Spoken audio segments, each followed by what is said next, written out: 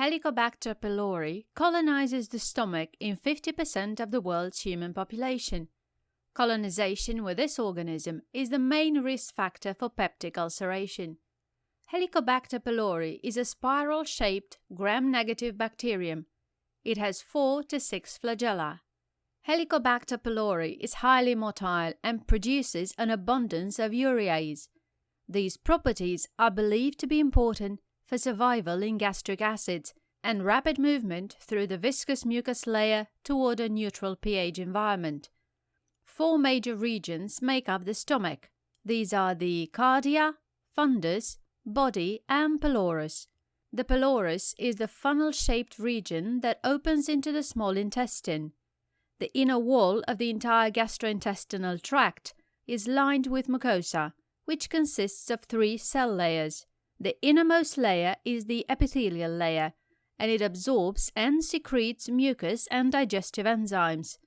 The middle layer is the lamina propria, and it has blood and lymph vessels. The outermost layer of the mucosa is the Muscularis Mucosa, and it's a layer of smooth muscle that contracts and helps with breaking down the food. The invaginations form millions of gastric pits, each with an opening to the stomach lumen. The surface mucus cells that line the lumen and gastric pits secrete a thick, adherent, and highly viscous mucus layer that is rich in bicarbonate ions and protects the mucosa from both abrasive effects of intraluminal food and the corrosive effects of stomach acid. Within the glands, particularly in the body and fundus of the stomach, are parietal cells, which secrete hydrochloric acid to help maintain an acidic pH in the stomach.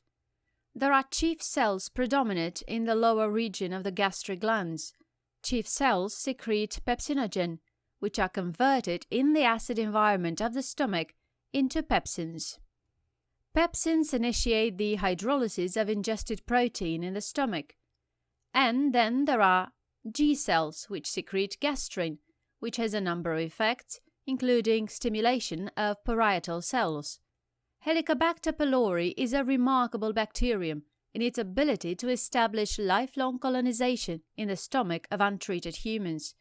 Initial colonization is facilitated by neutralization of gastric acids with the ammonia produced by bacterial urease activity.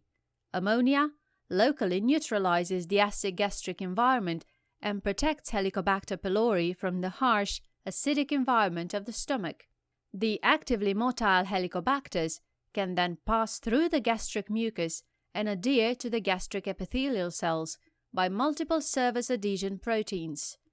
Some strains of Helicobacter pylori produce exotoxin-vacuolating cytotoxin A.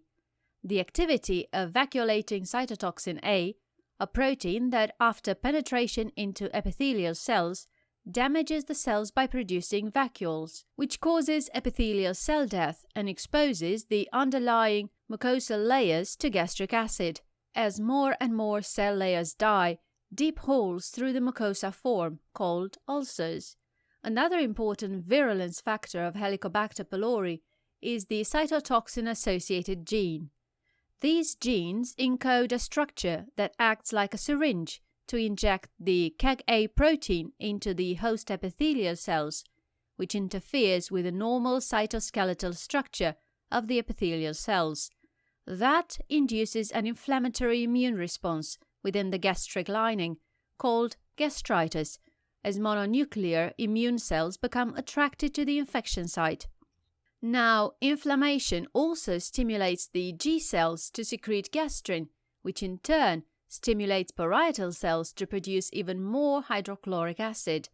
And all this excess acid can spur the formation of both gastric ulcers and duodenal ulcers.